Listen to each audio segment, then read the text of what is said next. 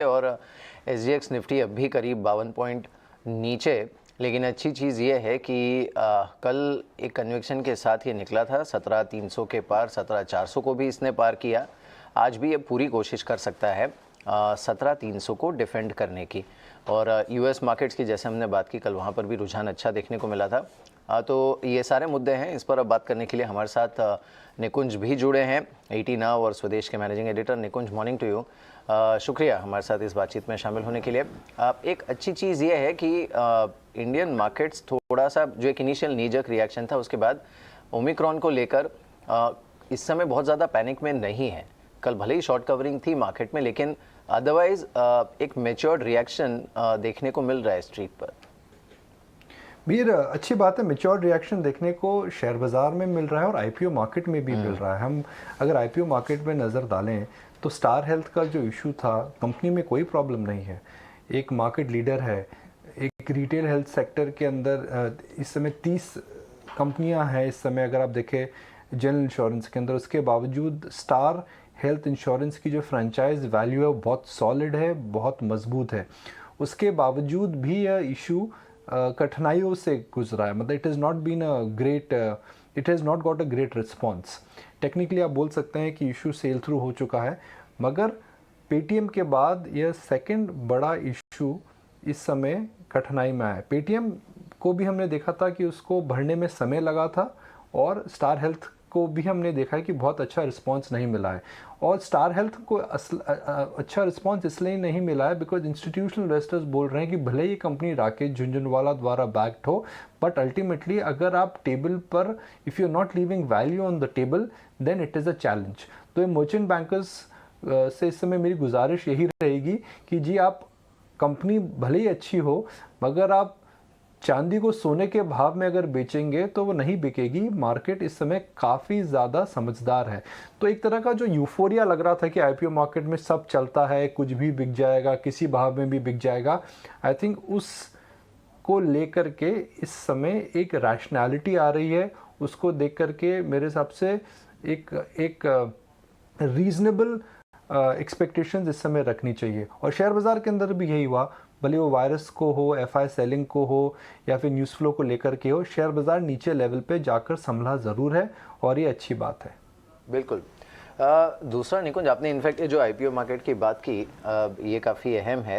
अगर हम अदरवाइज भी देखें तो कम से कम एक बीच में एक ऐसा दौर आया था जब सारे IPO चल रहे थे, थोड़ा लग रहा था कि मार्केट फ्रेंजी ज़्यादा हो गई है या फिर फ्रॉथ थोड़ा सा ज़्यादा हो गया है।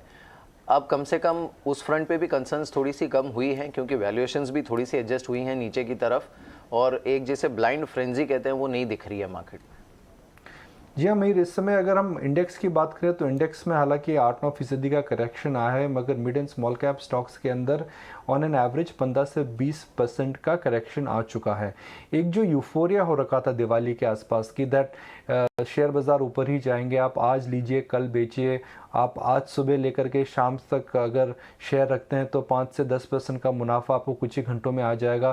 तो एक प्रकार की मैडनेस, एक प्रकार का यूफोरिया, एक प्रकार का पागलपन, एक प्रकार का ये जो चक्र चल रहा था, वो चक्र इस समय रुक चुका है। शेयर बाज़ार equity by definition will always give you high returns in the long term, but in the short term they can also be risky because it is a volatile asset. So पिछले 2-3 हफ्तों में हमें एक polite reminder share बाज़ार ने दोबारा दिया है कि do not under estimate the risk associated with the market. अब करेक्शन के तो बहुत कारण हो सकते थे मीर। अब देखिए, अमेरिकी शेयर बाज़ार जिस दिन अमेरिकी शेयर बाज़ार जब 2 दिन पहले गिरे थे, तो क्यों गिरे थे? सबने बोला जी एक नया वेरिएंट का वहाँ पे मरीज़ मिला इसलिए गिर गया। कल रात को और मरीज़ मिले हैं वहाँ पे, फिर भी अमेरिकी शेयर बाज़ार ऊपर चले गया। तो शेयर बाज़ार prices go up and down and reasons follow. तो कारण कुछ भी हो सकता है। शेयर बाज़ार के अंदर इस समय फ्रॉथ ज़रूर निकल चुका है। निकुंज, गुड मॉर्निंग। मार्केट के अंदर हुआ क्या था जब रिसेंटली जब ये ओमिक्रॉन का नया मामला चला, 16,800 तक हम गए निफ्टी पे। मैं थोड़ा लेवल्स की नहीं बात कर रहा, बट मैं वो चीज़ बताना चाहता हूँ जिसमें टिपिकली इन्वेस्टर ट्रेडर्स वैल्यू ढूंढ रहा है। 16,800 से वापस 17,400 तक आ चुके हैं। कई बार ऐसा होता है अपॉर्चुनिटी का फ़ायदा नहीं उठा पाया, कुछ नहीं हो पाया, तो अभी क्या करना चाहिए? अभी हमको स्टॉक स्पेसिफिक कैसी अप्रोच रखनी है? कहाँ पे स्ट्रेंथ है, कहाँ पे अभी भी वीकनेस है? क्योंकि हमने FIs के आंकड़ों में भी देखा है, उन्होंने सिर्फ कैश में बेचा है, इंडेक्स खरीदा है और स्टॉक्स भी खरीदे हैं, फ्यूचर्स भी खरीदे हैं। डिम्पी, मेरा अभी भी मानना है कि इस समय बैंक्स पे ज़रूर नज़र रखनी चाहिए। हालांकि एक पॉपुलर ट्रेड नहीं है, मगर आप FY23 की बात अगर करें तो आप किस बात को कॉन्फिडेंटली बोल सकते हैं कि यह ट्रेंड्स, मुझे लगता है that the chances of these trends becoming a reality and assumptions becoming a reality is high, वह है केपेक्स और इंडस्ट्रियल रिकवरी। क्योंकि कॉर्पोरेट बैलेंस शीट्स एक्सपैंड हो रही हैं और केपेक्स रिकवरी अगर आएगी तो बैंक्स को इनका सीधा बेनिफिट मिलेगा ही मिलेगा।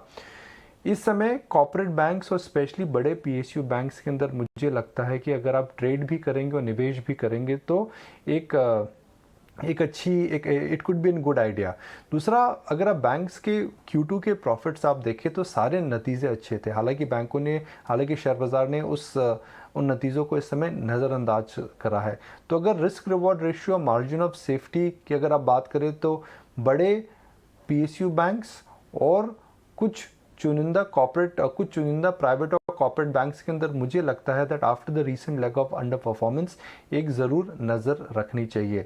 क्योंकि अगर इकॉनमी वापस आएगी तो कंजम्पशन बढ़ेगा, रिटेल एक्टिविटी बढ़ेगी और कॉर्पोरेट एक्टिविटी भी बढ़ेगी। शेयर बाज़ार के अंदर एक धारणा है कि फिनटेक की वजह से पूरे बैंकिंग क्षेत्र को बहुत बड़ी मार पड़ेगी। Fintech will eat into the lunch of lot of banks. I think that entire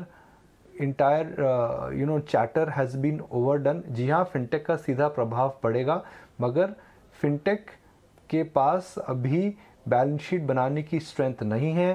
फिनटेक्स are not banks, they may impact banks but banks will not shut down.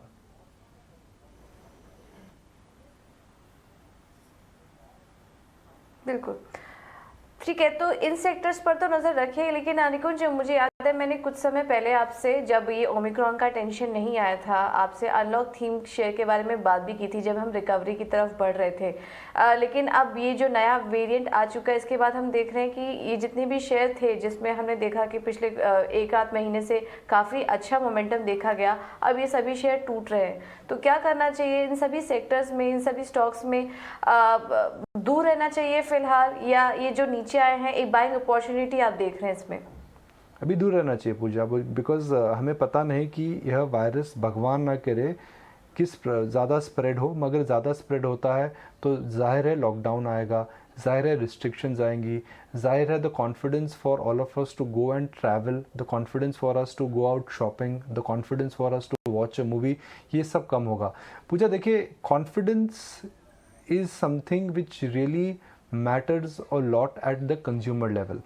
Diwali के आसपास कंज्यूमर कॉन्फिडेंट था कि मेडिकली कोरोना का प्रकोप हमारे पीछे था, wealth creation हो रही थी, और हमने देखा किस प्रकार की इस समय दिवाली और दशहरे के आसपास डिमांड आई थी। भले ही वो कपड़ों की डिमांड हो, भले ही वो ट्रैवल की डिमांड हो, भले ही वो हॉस्पिटैलिटी सेक्टर की डिमांड हो। तो क्या वो डिमांड पूरी तरह से रुक जाएगी? मेरे को नहीं लगता है, मगर क्या उस डिमांड में साइकोलॉजिकली धीमापन आएगा? ज़रूर आएगा। तो ये स्टॉक्स जितने भी हैं ये काफ़ी चल भी चुके हैं।